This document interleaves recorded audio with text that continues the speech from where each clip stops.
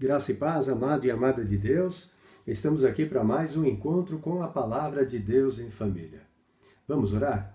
Senhor Deus, obrigado por mais essa oportunidade que o Senhor nos dá. Espírito Santo Deus, que o Senhor enviou para estar entre nós e para habitar em nós. Revela-nos, ó Pai, a Tua Palavra. Mostra-nos as Tuas verdades, Senhor.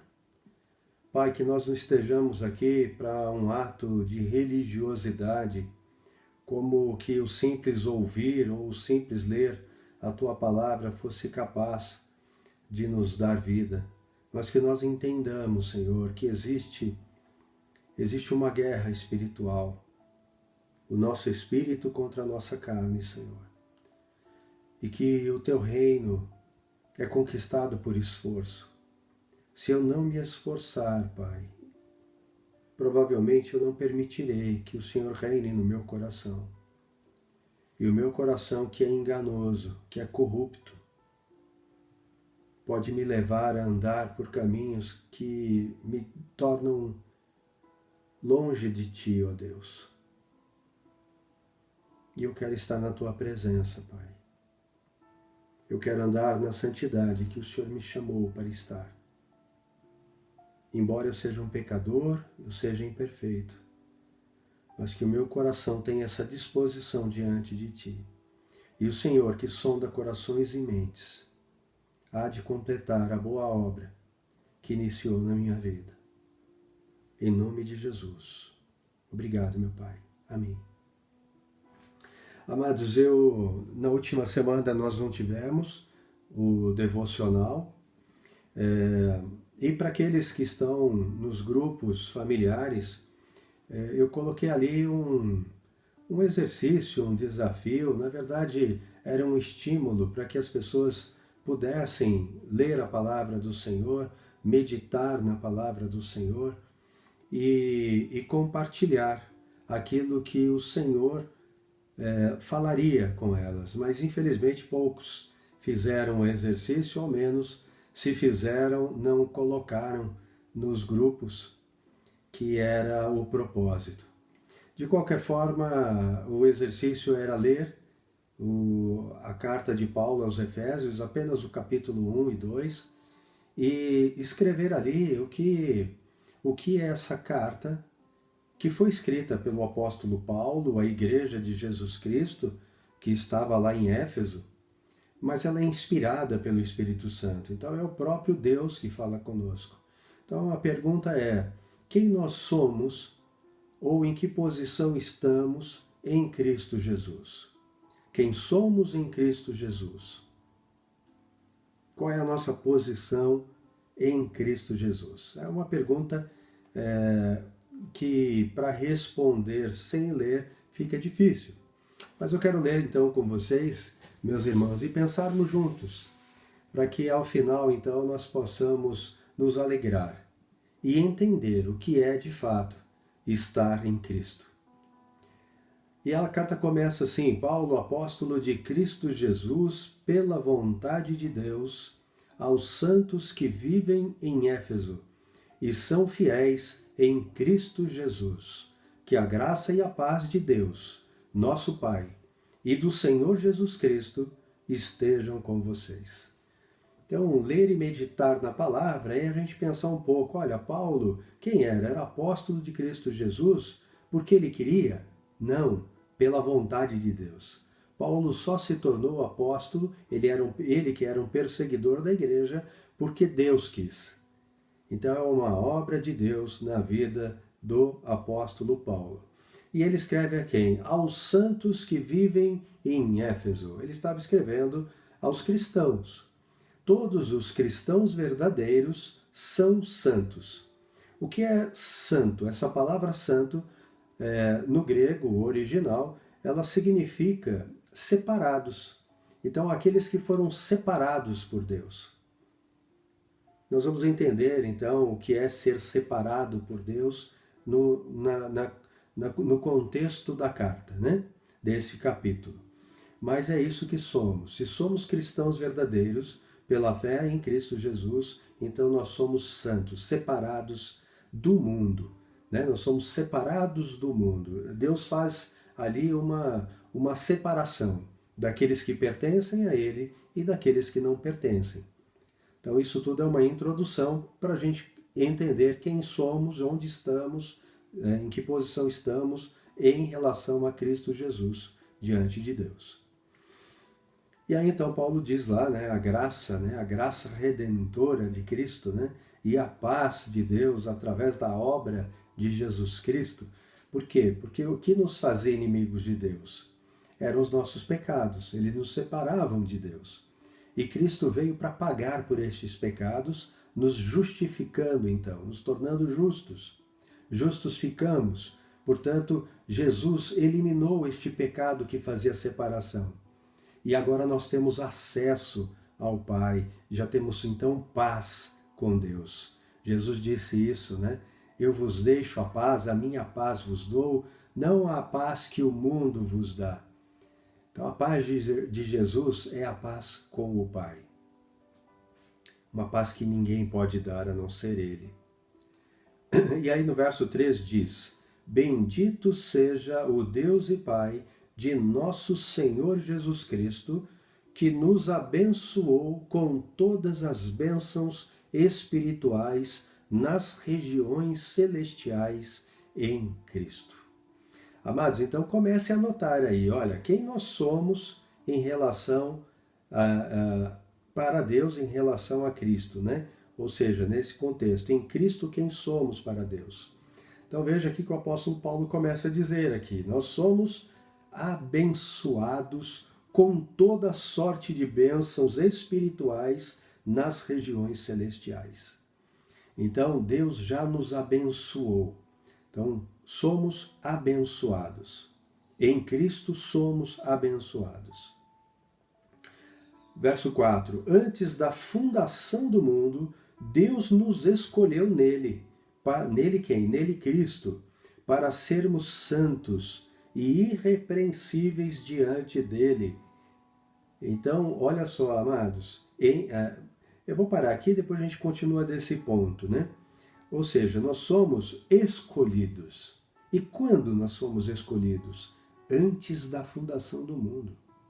Deus criou todo, né, céus, terra, fez aparecer a porção de terra, criou, separou o oceano, colocou limites para ele, criou peixes, animais, aves, flores, árvores frutíferas de toda espécie. Depois que Deus criou tudo, ele criou o ser humano.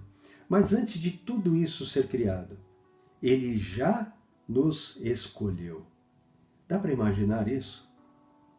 Há quantos milhares de anos, não vou dizer milhões, mas milhares de anos, o mundo foi fundado e antes de existirmos, Deus já nos conhecia. Porque Ele é onisciente, Ele está numa dimensão diferente da nossa. A nossa dimensão tem passado, presente e futuro. Deus está numa dimensão onde não existem essas coisas. Ele enxerga toda a história de eternidade a eternidade. É impossível de nós imaginarmos quão maravilhoso é este olhar de Deus. E Ele conhece cada um de nós, de cada ser humano que existiu e que ainda existirá. E olha, e Ele nos escolheu. Por que Ele nos escolheu antes da fundação do mundo?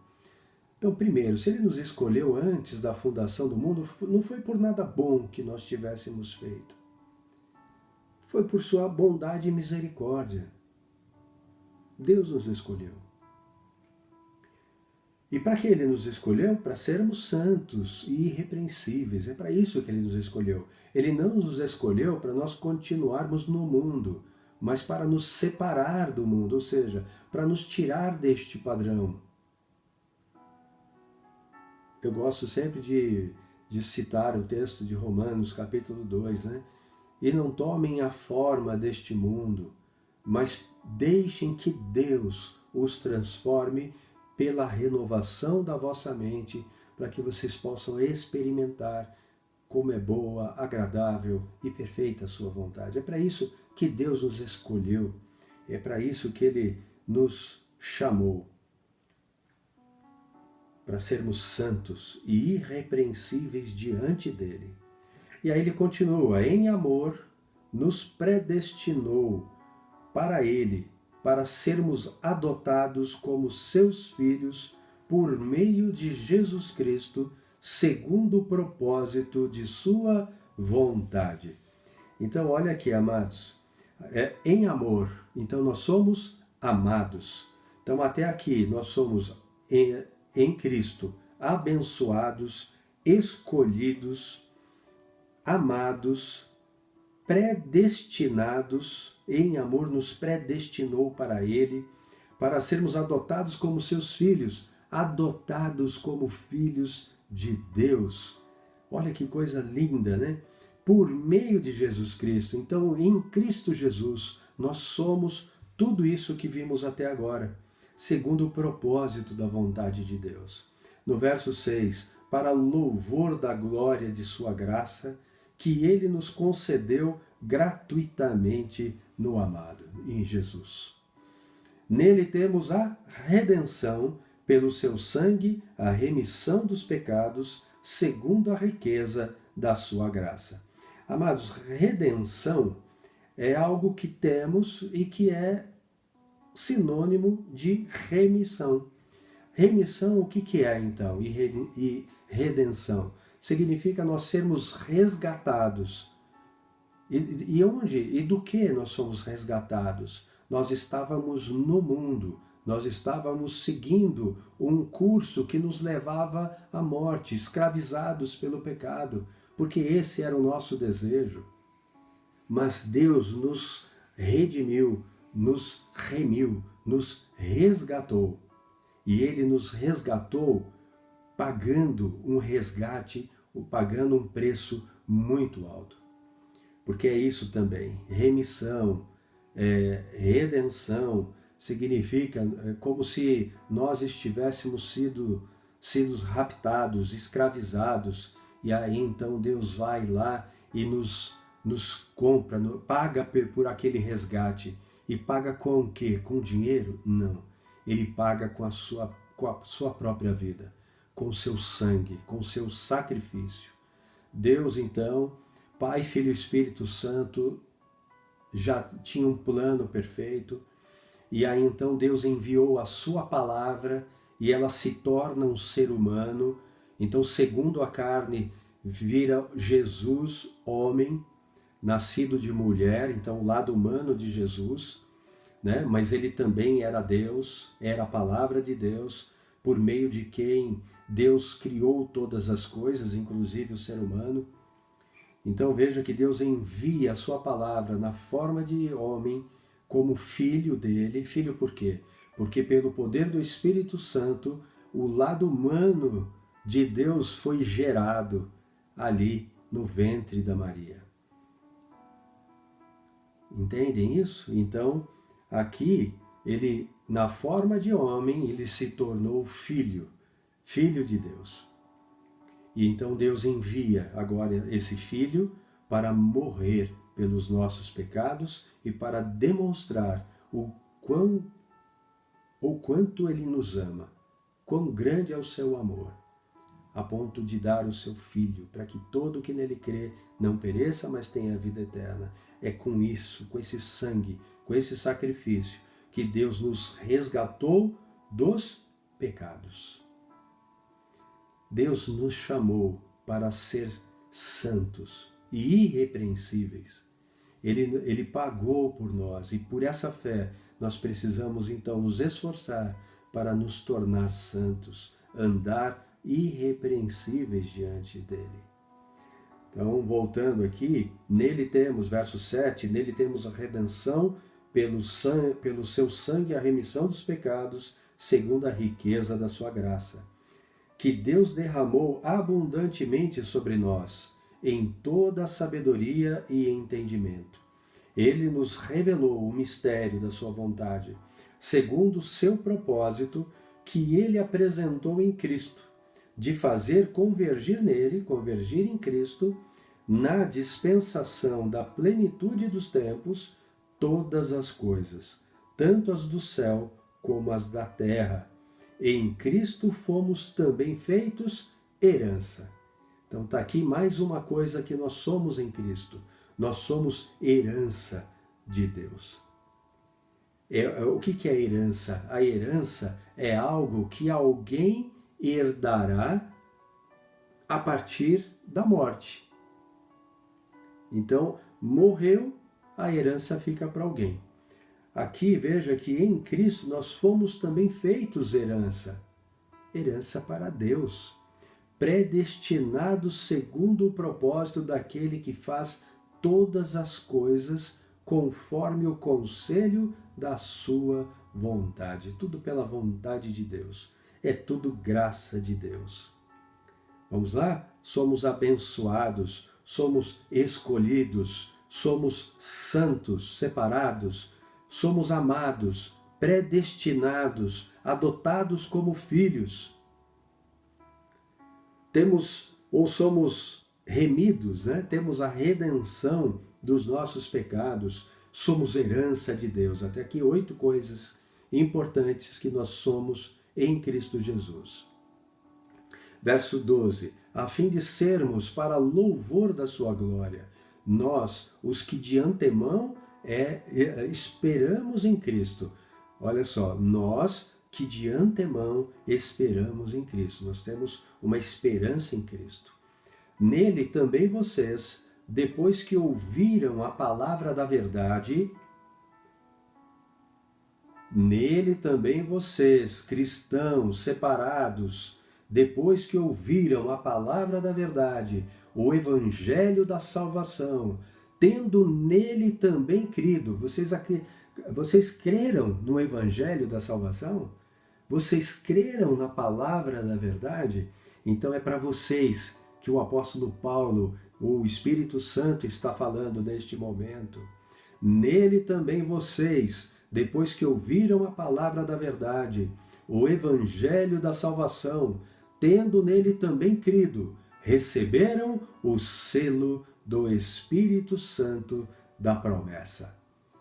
Amados, aqui é a nona característica, ou a nona coisa que somos em Cristo Jesus. Nós somos selados pelo Espírito Santo da promessa. Sabe o que significa isso? Quando nós... vamos voltar um pouquinho no tempo, né? A gente tem que entender aquele contexto, né? Quando o rei comprava uma propriedade, ele ia lá e selava aquela propriedade, dizendo, aquele selo significa, é propriedade do rei. Nós, por termos crido no Evangelho da Salvação, na palavra da verdade, que é a Bíblia, que é as Sagradas Escrituras, então nós recebemos o Espírito Santo da promessa, o selo do Espírito Santo. Deus nos sela. E esse selo diz, propriedade exclusiva de Deus. Veja o verso 14. O Espírito é o penhor. O que é penhor? É garantia. É a garantia. O Espírito é a garantia da nossa herança, até o resgate da sua propriedade em louvor da sua glória. Deus resgatará nós que somos propriedade dele e que temos esse selo, porque o Espírito Santo que nos foi dado e que nos selou é a nossa garantia. Continuando, verso 15. Por isso também eu, tendo ouvido a respeito da fé que vocês têm no Senhor Jesus e do amor para com todos os santos, não cesso de dar graças por vocês, mencionando-os nas minhas orações. Peço a Deus, de nosso Senhor Jesus Cristo, o Pai da Glória, que conceda a vocês espírito de sabedoria e de revelação no pleno conhecimento dele. Peço que ele ilumine os olhos do coração de vocês, para que saibam qual é a esperança da vocação de vocês, qual é a riqueza da glória da sua herança nos santos, e qual é a suprema grandeza do seu poder sobre nós, os que cremos, segundo a eficácia da força do seu poder. Ele exerceu esse poder em Cristo, ressuscitando-o dentre os mortos e fazendo-o sentar à sua direita, nas regiões celestiais, acima de todo principado, potestade, poder, domínio e de todo nome que se possa mencionar, não só no presente século, mas também no vindouro, e sujeitou todas as coisas debaixo dos pés de Cristo. E para ser o cabeça sobre todas as coisas o deu à igreja. Quem é o cabeça da igreja? Jesus Cristo, a qual é o seu corpo. Quem é o corpo de Cristo? É a igreja, a plenitude daquele que a tudo enche em todas as coisas. Amados, veja que Jesus é o cabeça da igreja. A igreja é o corpo de Cristo. O corpo só faz aquilo que o cabeça ordena. É a cabeça que determina o que as minhas mãos farão, o que a minha boca falará, o que os meus olhos verão, ou para que lado eles olharão. Então, tudo que o meu corpo faz é comandado pela minha cabeça. Assim deve ser a igreja de Jesus Cristo. Então, nós precisamos entender que existe uma igreja verdadeira. E essa igreja verdadeira, amados, ela não tem placa, ela não tem nome, não é uma religião. É qualquer um que siga a palavra da verdade, que creia no Evangelho da salvação e que ande segundo a vontade de Deus. Nós vamos continuar a entender isso agora, né? Começando a ler aqui no capítulo 2. Ele lhes deu vida, ele Jesus, né? Ou Deus em Jesus Cristo, quando vocês estavam mortos em suas transgressões e pecados. Então veja que aqui nós temos mais uma informação de quem somos ou o que temos em Cristo Jesus. Ele nos deu vida quando estávamos mortos em nossas transgressões e pecados. Então nós temos vida em Cristo Jesus. Vocês estão anotando tudo isso? No verso 2, nos quais vocês andaram noutro tempo, segundo o curso deste mundo, segundo o príncipe da potestade do ar, do espírito que agora atua nos filhos da desobediência. Amados, o apóstolo Paulo está dizendo que antes da nossa conversão, nós andávamos também como todos que andam no curso deste mundo, fazendo a vontade deste príncipe do ar, que é Satanás, o príncipe da terra, ele que está dominando hoje esse sistema. É por isso que o mundo odeia a Deus. O mundo rejeita a palavra de Deus, se apegam à religiosidade e desprezam a palavra de Deus, que quer salvar, que veio por amor, que morreu para constranger as pessoas, para que elas saiam dessas coisas inúteis que não têm poder de salvação e se rendam ao caminho, verdade e à vida eterna, que é Cristo Jesus.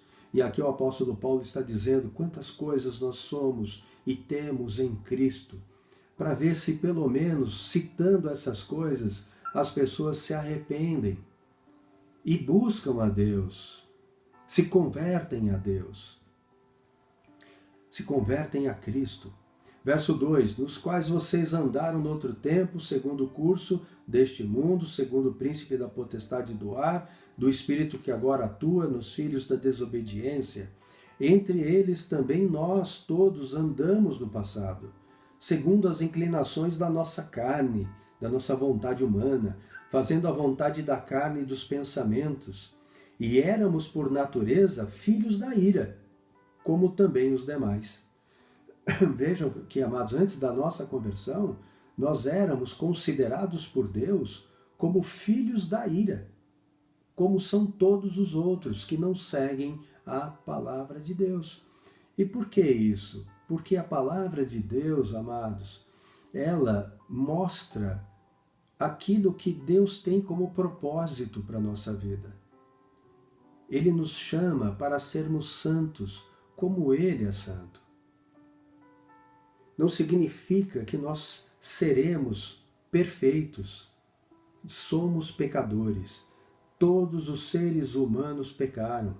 Só Jesus Cristo não pecou. Só Jesus. Todos os outros pecaram. Todos os outros. Jesus Cristo não pecou. Por quê? Porque Ele é Deus. Ele veio justamente para fazer aquilo que para nós era impossível. Então é pela fé, não mais por obras, porque se depender das nossas obras, nós estamos perdidos. Então o que Deus quer de verdade? Um coração sincero, que procura conhecê-lo e que se esforça para obedecê-lo por amor. Não porque a obediência nos levará à salvação, mas porque o nosso coração ama a Deus e por isso deseja agradar este Pai que nos ama tanto. Continuando, verso 4. Mas Deus, sendo rico em misericórdia, por causa do grande amor com que nos amou, e estando nós mortos em nossas transgressões, nos deu vida juntamente com Cristo. Pela graça vocês são salvos. E juntamente com Ele, com Jesus, Ele nos ressuscitou e com Ele nos fez assentar nas regiões celestiais em Cristo Jesus.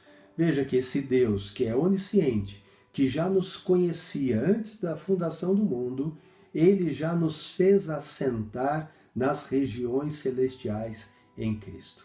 Então veja que Deus já nos vê, né? Nos vê no reino dele, no reino eterno. Para nós esse dia ainda não chegou. Para Deus ele já viu.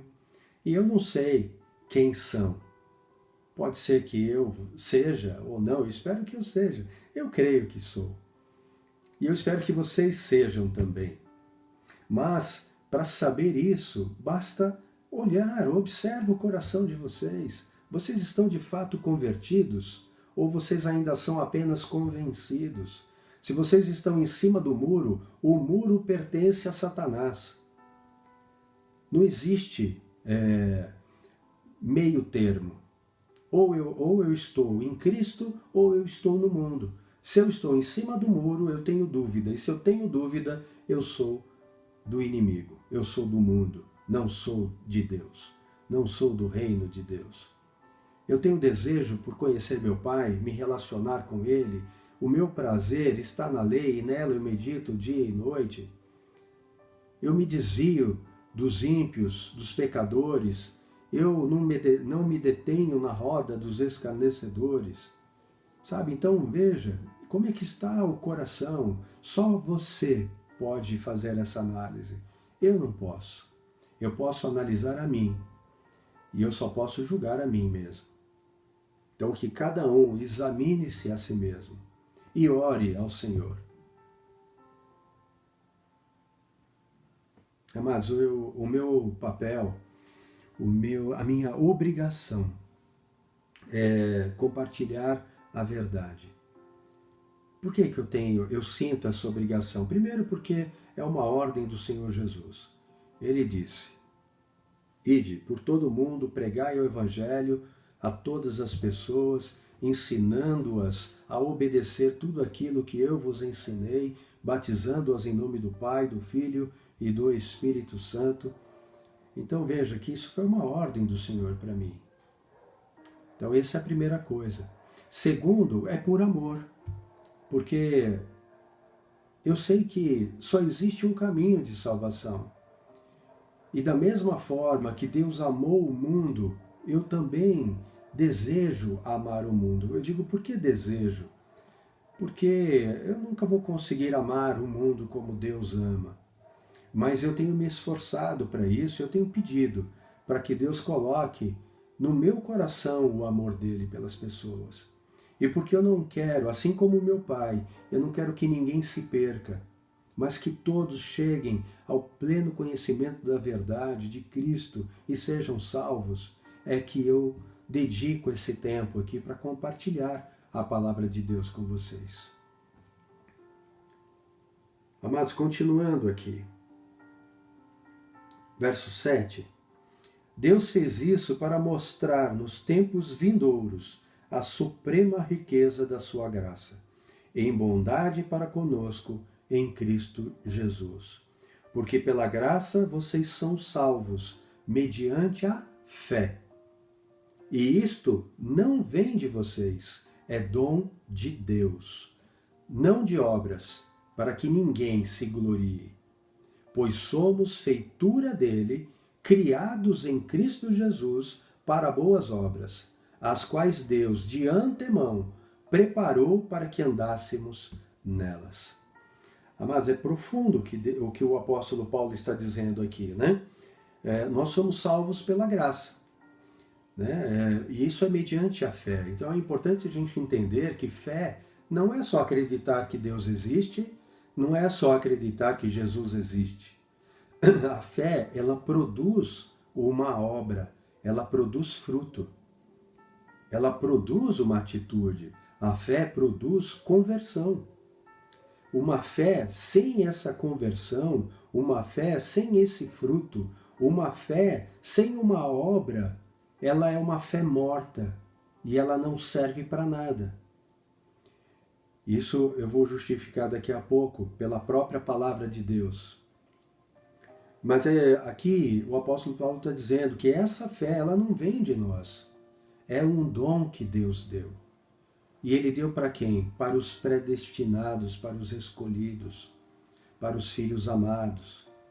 Para estes, Deus deu essa fé. É um dom de Deus, não de obras, para que ninguém se glorie. Ou seja, se alguém pensa que está fazendo bem para merecer, né? Porque é bom, né? Se a pessoa fez bem a tanta gente, é uma pessoa boazinha, então Deus vai ter piedade dela. Não, amados. A obra não pode salvar. A Bíblia é consistente em dizer isso. Só há um bom, que é Deus. Uma coisa boa não compensa a outra má que eu fiz. Pode até ser uma obra boa, mas eu já cometi pecado, e um pecado me separou de Deus. Então não é a obra que vai me salvar, o que vai me salvar é a fé no Filho de Deus. O caminho, a verdade e a vida. Pois somos feitura dele, nós somos feitos, criados em Cristo. Veja que nós somos criados em Deus, nós temos uma nova natureza, um novo nascimento. Um nascimento agora pela água e pelo Espírito, não aquele nascimento natural, pela vontade humana, né? Esse todo mundo nasceu natural, todos os seres humanos, criatura, natural. Mas quando, pela fé, crê em Jesus Cristo, então é lavado, é nascido de novo pela água e pelo Espírito. A água é a palavra de Deus, a água que nos limpa. E essa água, que é a palavra, ela só nos limpa se nós obedecermos. Se nós não a obedecermos, ela nos limpa. Não adianta o chuveiro estar ligado se eu não entrar debaixo dele e me lavar naquela água. Então a água está ali. Eu estou vendo a água, mas ela não tem poder para me limpar. A palavra de Deus é a mesma coisa. Eu preciso ler e eu preciso obedecer, eu preciso seguir, eu preciso meditar nela. Eu preciso fazer com que ela mude a minha mente, me transforme, me renove, para que eu experimente essa boa, agradável e perfeita vontade de Deus. Está dando para entender isso, amados? E que Deus, de antemão, já preparou essas obras para que a gente andássemos por elas. Então eu quero fazer aqui uma parte, e lá em Tiago, na carta de Tiago, no capítulo 2, se não me engano, vamos lá. Isso, que fala sobre a fé sem obras, né? Eu quero ler só o verso 22 até o 26, que diz assim: Você percebe que a fé operava juntamente com as suas obras e que foi pelas obras que a fé se consumou? E se cumpriu a escritura que diz: Abraão creu em Deus e isso lhe foi atribuído para a justiça. E ele foi chamado amigo de Deus. Amados, eu vou ter que ler um pouquinho antes, senão vocês não vão entender. É versículo 21, perdão. Por acaso não foi pelas obras que Abraão, o nosso pai, foi justificado quando ofereceu o seu filho Isaque sobre o altar? percebe que a fé operava juntamente com as suas obras e que foi pelas obras que a fé se consumou? Esse é o ponto. Deus pediu que Abraão sacrificasse o seu único filho Isaque, o filho da promessa, o filho nascido quando Abraão já era idoso. E Sara, sua esposa, idosa, e além de idosa, ela não podia ter filhos. Ela nunca pôde ter filhos. E agora, então, menos ainda. Então Deus deu aquele filho na velhice dos dois, um milagre. Mas Deus, para testar a fé de Abraão, pediu para que ele sacrificasse Isaque. E Abraão levou Isaque para sacrificar. Só que no momento em que Abraão ia consumar a obra de Deus, Deus falou, não faça mal ao menino. E Abraão olhou para o lado e tinha um cordeiro com chifres presos entre galhos de uma árvore. E aí então Deus proveu o animal para o sacrifício. Então veja, amados, que a fé de Abraão produziu uma obra de obediência. Verso 24, assim vocês percebem que uma pessoa é justificada pelas obras, e não somente pela fé. De igual modo, será que não foi também pelas obras que a prostituta Raabe foi justificada quando acolheu os emissários e os fez partir por outro caminho? Porque, assim como o corpo sem espírito é morto, assim também a fé sem obras é morta. Então veja, amados, que essa graça que nos salva mediante a fé é uma fé, não é uma fé de acreditar que Deus existe. Não é uma fé que faz você deixar a sua Bíblia aberta, enchendo de pó no Salmo 91, no Salmo 23, e nem lê, e nem medita na palavra de Deus. Isso não tem poder para nada, não salva ninguém. A fé salvadora é a fé que produz obediência. Verso 11, agora voltamos para Efésios capítulo 2. Portanto, lembrem-se de que no passado vocês eram gentios na carne, chamados incircuncisão por aqueles que se intitulam circuncisão, que é feita na carne por mãos humanas. Aqui Paulo estava se referindo aos judeus, né? E aos gentios.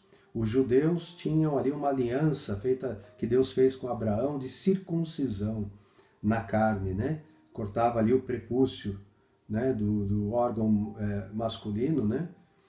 O órgão sexual masculino, e aquilo era um sinal. Mas o gentio não tinha esse sinal na carne, mas isso não tinha poder nenhum para salvar. Né? Então aqui, agora, o apóstolo Paulo está se referindo a uma outra coisa. Né? Veja só, que naquele tempo, verso 12, naquele tempo vocês estavam sem Cristo, separados da comunidade de Israel, estranhos às alianças da promessa, não tendo esperança e sem Deus no mundo. É assim que nós, gentios, não judeus, estávamos no mundo naquele tempo, antes de Cristo, né? Mas agora, em Cristo Jesus, vocês que antes estavam longe, foram aproximados pelo sangue de Cristo. Porque Ele é a nossa paz. De dois povos, Ele fez um só, dos judeus, descendentes de Abraão, e de todos os outros povos, que são chamados gentios. Fez um só. E, na sua carne, derrubou a parede de separação que estava no meio, a inimizade. Cristo aboliu a lei dos mandamentos na forma de ordenanças, para que dos dois criasse em si mesmo uma nova humanidade, fazendo a paz, e reconciliasse ambos em um só corpo com Deus, por meio da cruz, destruindo a inimizade por meio dela. E quando veio, Cristo evangelizou paz a vocês que estavam longe e paz também aos que estavam perto, porque por meio dele ambos temos acesso ao Pai em um só Espírito. Assim vocês não são mais estranhos e peregrinos, mas concidadãos dos santos e membros da família de Deus. Família de Deus. Em Cristo Jesus, nós somos família de Deus. Edificados sobre o fundamento dos apóstolos e profetas, sendo Ele mesmo, Cristo Jesus, a pedra angular. Amados, qual é a pedra sobre a qual a Igreja de Cristo está fundada? Jesus Cristo. O apóstolo Paulo diz isso aqui, Pedro diz isso em Atos, Pedro diz isso na sua primeira carta. Não há outra pedra fundamental. A Igreja de Cristo está fundada, fundamentada, está erguida, firmada sobre a rocha Jesus Cristo. Nele, todo edifício bem ajustado cresce para ser um santuário dedicado ao Senhor. Nele também vocês estão sendo edificados, junto com os outros, para serem morada de Deus no Espírito. Amados, somos templo do Espírito Santo. Corpo de Cristo. Quanta coisa nós somos, amados, em Cristo Jesus, pela fé. Qual é a fé que você tem demonstrado? É a fé que os demônios têm? Porque eles acreditam em Cristo. Eles conhecem a palavra de Deus. Tudo isso eles sabem, só não obedecem. Ou é uma verdadeira fé que produz obra, obra digna de quem se arrependeu, uma obra de conversão, uma obra de obediência, uma obra que te aproxima de Deus em amor, porque você entende quão grande amor Deus tem por nós e quem nós somos em Cristo. Filhos amados, perdoados, remidos, resgatados. Quanta coisa nós somos em Cristo. Amados de Deus. Que o teu coração seja tocado, como disse aqui o apóstolo Paulo na sua carta, que o Espírito Santo Deus ilumine os olhos do teu coração para que você veja e para que você então produza frutos dignos de quem se arrependeu. Não existe quebrantamento sem arrependimento. Não existe conversão sem arrependimento. Não existe fé sem uma obra que justifique ou que mostre essa fé na prática.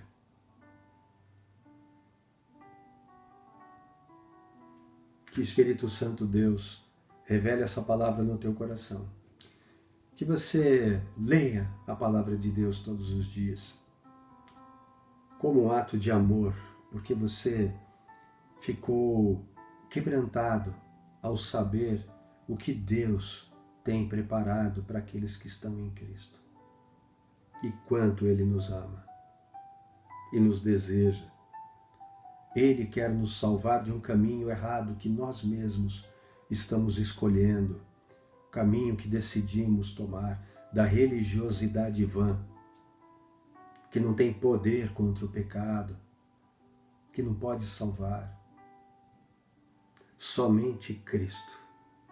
Somente Cristo. E Cristo é a palavra de Deus. Este livro não é um livro qualquer, é Deus que fala comigo e que fala com você. E se você quer conhecê-lo, busque-o com todo o teu coração. Com todo o teu coração. Ore, peça para que ele se revele. E ele se permitirá ser achado. E te abençoará. E abençoará a tua casa. Crê no Senhor Jesus. Será salvo tu e a tua casa. Deus te abençoe, uma ótima semana e até o nosso próximo encontro, se o Senhor permitir. Amém.